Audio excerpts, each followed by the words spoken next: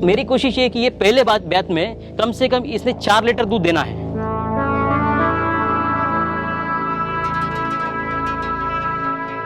अभी इनकी उम्र भी हो चुकी है। अच्छा। 7, ये मेरे पास इसका 7वां बैच है। अच्छा। तो अभी इसका दूध हार्डली 4 तक रहेगा, जो मैं निकालता नहीं हूँ। तो ये आप देख रहे हैं काजू का झाड़। अच्छा, काजू यही है? हाँ, इसी में लगते हैं काजू? यस, मैं दिखाना चाहूंगा। ये है काजू के फूल।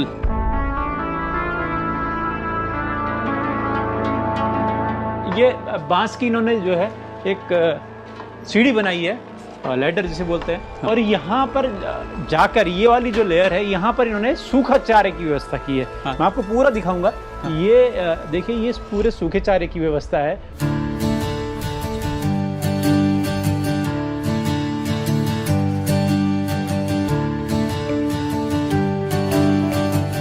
ये पूरा वीडियो आप आगे देखेंगे। उससे पहले आपको बता दूं, इस यात्रा में माटी इंडिया की टीम महाराष्ट्र के कोल्हापुर पहुंच रही है। जहां जहां हम आगे बढ़े, सह्याद्री की पर्वत श्रृंखला साथ चली। रास्ते खूबसूरत होते गए, हरियाली से भरपूर इतने खूबसूरत नज़ारे दिखे कि मन प्रसन्न हो उठा। इस यात्रा में नदियों से गुजरे तो घने जंगल और पहाड़ों को भी देखा। आखिरकार माटी इंडिया की टीम डेयरी एग्री कंसल्टेंट के साथ पहुंच गई कोल्हापुर के सिमालवाड़ी गांव में, जहां लोग खेतों में काम करते हुए नजर आए। ये गांव बहुत खूबसूरत है। ज्यादातर घर आधे कच्चे आधे पक्के बने हुए हैं। इनकी छतें खपरेल की हैं। इस गांव के रहने वाले चेतन डाकरे ने हमारे यहाँ पहुंचने पर अद्भुत मेहमान नवाजी दिखाई। फिर हमने चेतन डाकरे की गौशाला में खिल्लार गायों को देखा और उनका महाराष्ट्र के जनमानस से जुड़ाव को समझा। तो शुरू करते हैं आज का एपिसोड। जय गौ माता, जय गोपाल। दोस्तों, आज उत्तराखंड जहाँ से मैं हूँ, वहाँ से करीब 2000 किलोमीटर दूर महाराष्ट्र के कोल्हापुर में हूँ। और जैसे उत्तराखंड आप जानते हैं पहाड़ों के लिए, हिमालय रेंज के लिए जाना जाता है, लेकिन यहाँ कोल्हापुर ये सह्याद्री पर्वत श्रृंखलाओं के लिए जाना जाता है। और महाराष्ट्र के उस कोल्हापुर शहर के एक भुदरगढ़ तहसील में हूँ। और यहाँ पर हमारे एक मित्र हैं, भाई हैं, गौसेवक हैं। तो उनसे हम मिलने आए हैं। और वो बेसिकली करते तो कंस्ट्रक्शन का काम है, लेकिन गौपालन में उनका जैसा ज्ञान और उनका जैसा गौपालन का तरीका वो बहुत अद्भुत है। तो चेतन जी से आप मिल रहे हैं आज। और चेतन जी, आपका माटी इंडिया में बहुत बहुत स्वागत है। नमस्ते। नमस्ते सर जी, आप दोनों का, भारत भाई का और रोहित साहब आपका भी हमारे गांव में स्वागत है। तो हम पहले तो ये बताइए, हमारा गांव कैसे लगा आपको? बहुत सुंदर। देखिए, मुझे लगता था दुनिया में सबसे खूबसूरत जगह वो उत्तराखंड है। देवों की भूमि है। यस। लेकिन मुझे यहाँ कोल्हापुर में आके, महाराष्ट्र में आके, सह्याद्री के जहाँ जहाँ भी हम लोग घूमे हैं, ये उस इलाकों में आके मुझे लगा नहीं, ये हमारा पूरा देश खूबसूरत है। ये हमारे छत्रपति शिवाजी महाराज की भूमि है। हाँ, तो चेतन भाई, आज थोड़ा सा बताइए कि हाँ, ये आप मुंबई में रहते हैं? हाँ सर जी। और आपका गांव में भी आप गाय भी पालते हैं, आप कंस्ट्रक्शन का काम भी करते हैं? हाँ सर जी। और आप गाय के नजदीक में भी, ये सब इतना बड़ा काम आप करते कैसे हैं? हाँ सर जी, सबके लिए बड़ा काम है, मेरे लिए भी बड़ा काम है, क्योंकि डिस्टेंस ज़्यादा है। हाँ। ठीक है, नहीं तो ये बड़ा काम नहीं होता था अगर मैं बगल में होता था गाय के। ठीक है, तो सर जी ऐसा है, शुरुआत मैंने की बचपन से। जो हमारे घर में बैल जोड़ी थी, उसी में से मेरी शुरुआत हो गई, मेरे दादाजी के साथ में।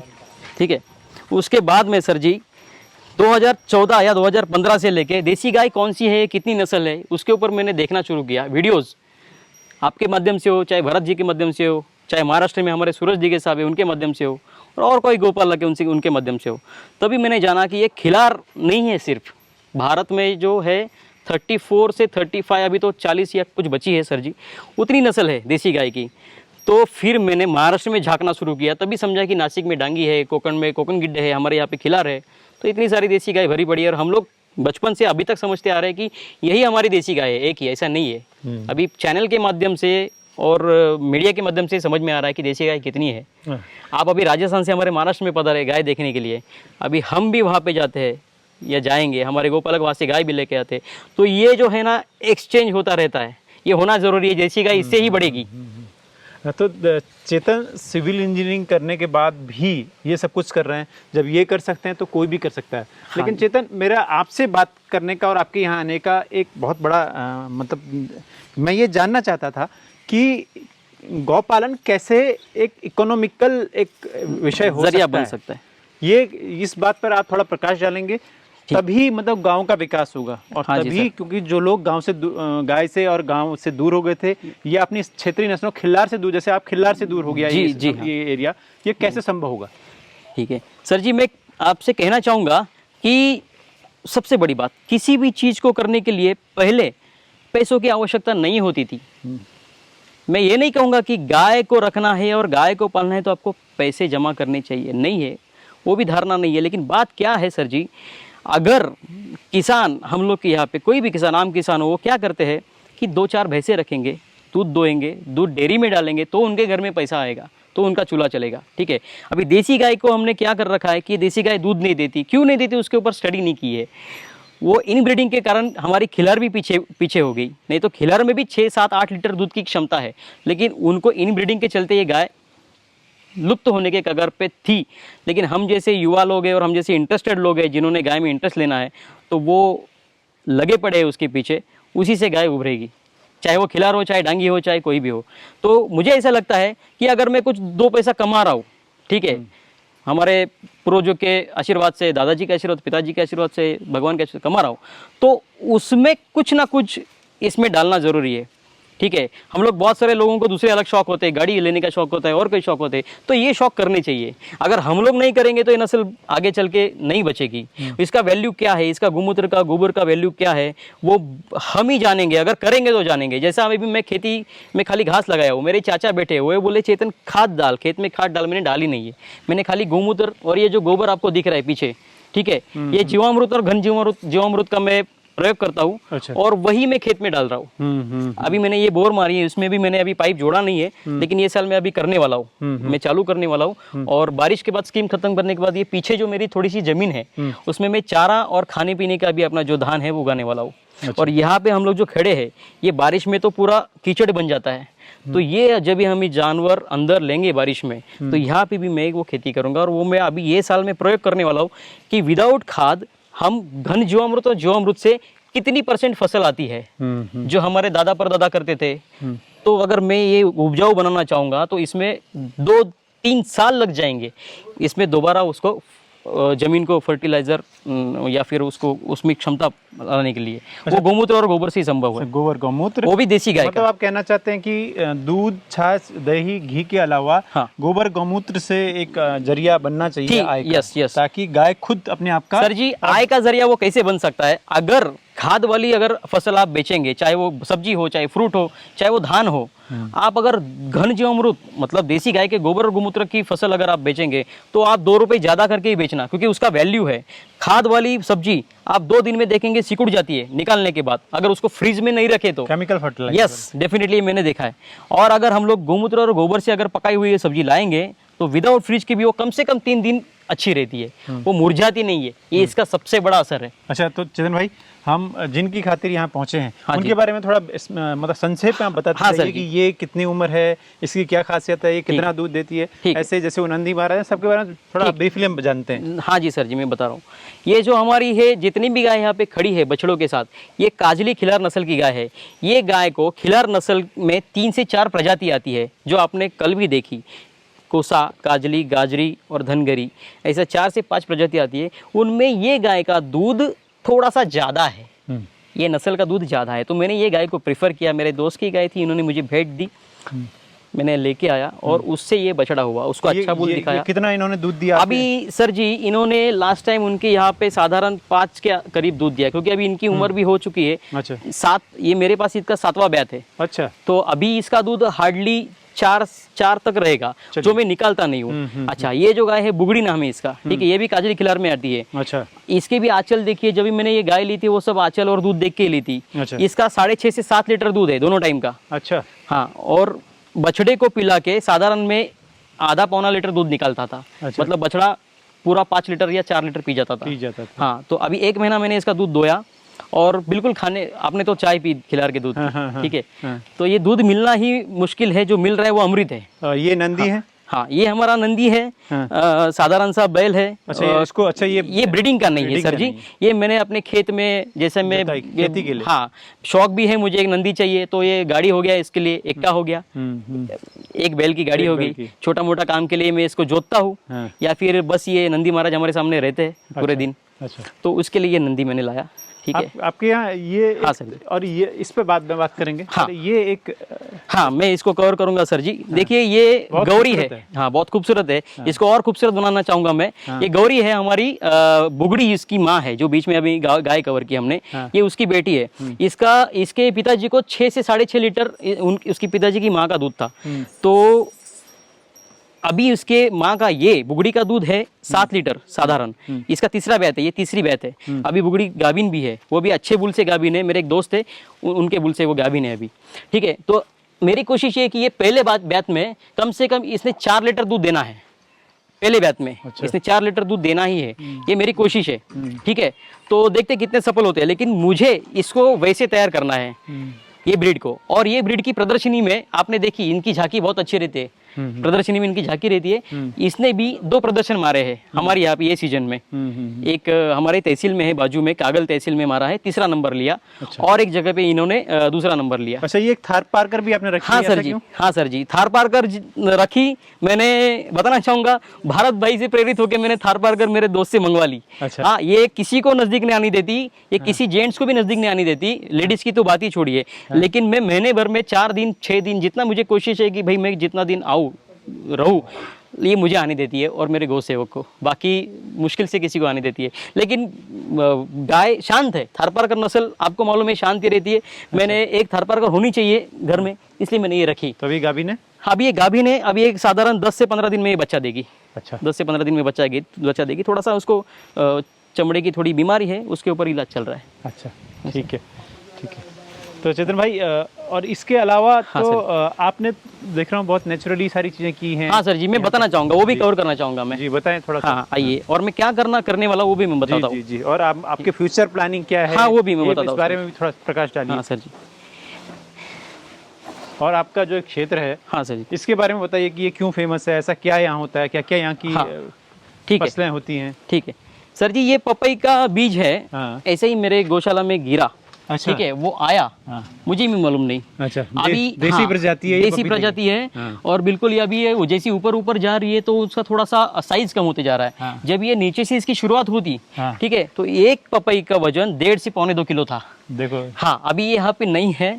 उसकी फोटो मेरे पास है, हाँ। चाहे तो मैं आपको शेयर करूँ। हाँ। तो इसमें कुछ नहीं डाला है, खाली वो जो गोमूत्र और गोबर आता है वही मैं डालता गया। वही हमारे जो है सेवक डालते गए, उससे वो भर रही है। देखिए, कुदरत का जो हमें बीज दिया, इससे कुछ भी इसमें स्प्रेड नहीं करता हूँ, कुछ नहीं करता हूँ, बस जे है वैसा आपके सामने खड़ा है। ये नेचुरल है ना। हाँ, natural यहाँ पर मिट्टी में इतनी ताकत है। बिना केमिकल की मिट्टी की ताकत का कमाल है कि देसी बीज में हमारी इतनी ताकत है और इतना फ्रूटिंग आती है।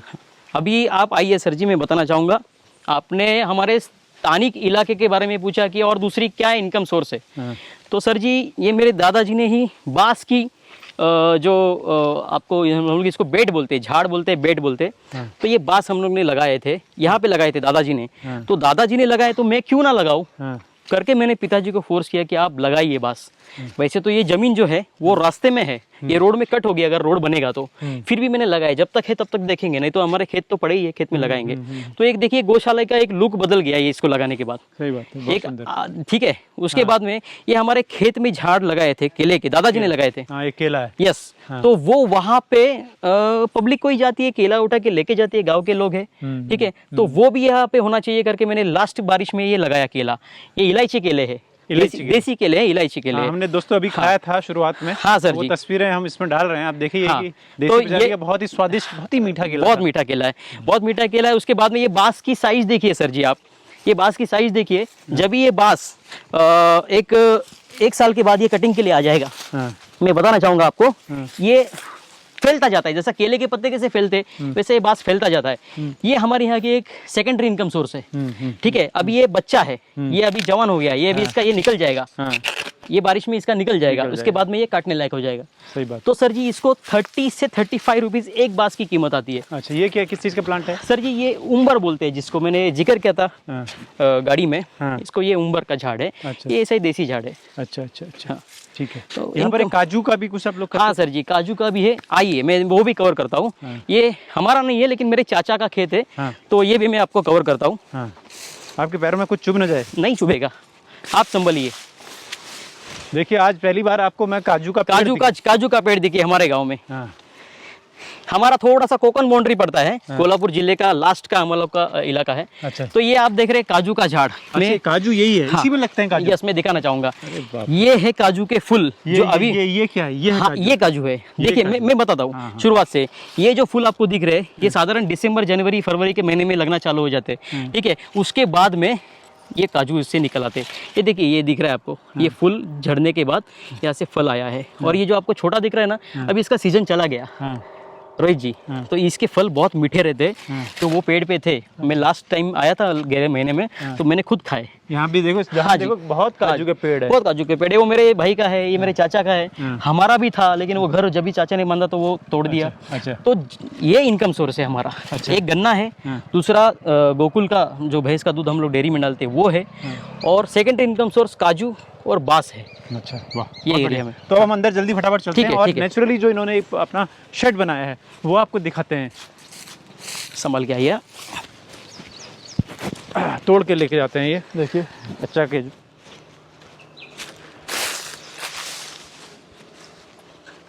आपको ये भी बताना चाहूँगा, काजू फेनी जो गोवा में मिलती है, तो यही इलाके से वो काजू इकट्ठा करके वहाँ बेचे जाते हैं और वहाँ से वो फेनी बनती है। अच्छा। और काजू को प्रोसेस करने का यहाँ पे हमारे गांव में एक छोटा सा कारखाना भी है। अच्छा। फैक्ट्री है, छोटी सी फैक्ट्री है। अच्छा। तो वो अभी बंद है।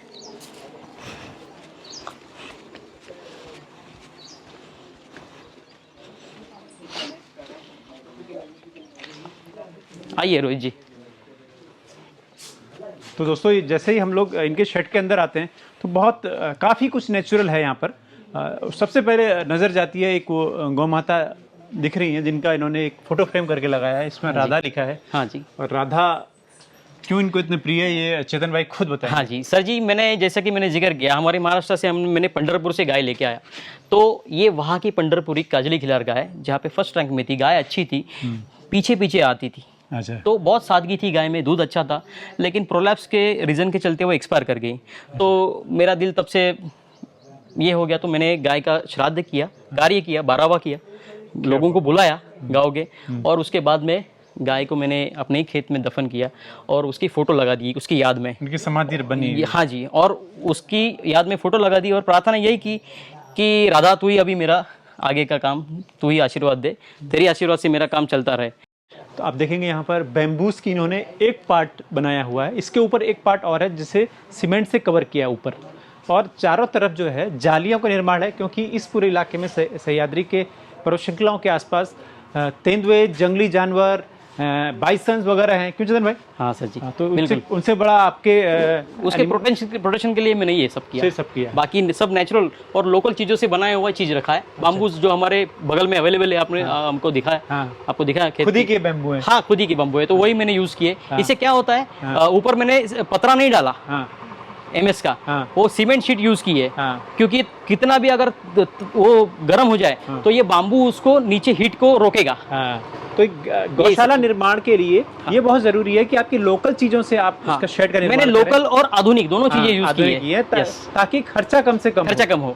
तो मतलब ये इसमें आपका कितना खर्चा हुआ होगा? सर जी फिर भी मेरे लगभग ये सब आपको दिख रहा है, कंपाउंड वॉल, घर वर, ये सब पकड़ के साधारण 3 लाख के आसपास मेरा खर्चा हुआ। अच्छा। अगर मेरी लोकल चीजें रहती थी तो उतना भी नहीं होता, शायद 1 लाख के अंदर ही बन जाता। इसमें अभी इनकी एक हट है पूरा, आप वो गोबर गौमूत्र से बनी हुई है वो। हाँ जी, लोकल पत्थरों से बनी है। हाँ जी सर। मशीनें हैं और बोर है, बहुत सारे काम है, तब जाके इतना खर्चा हुआ। मैं आपको ऊपर दिखाता हूँ, आप यहीं से भारत भाई कवर कीजिएगा।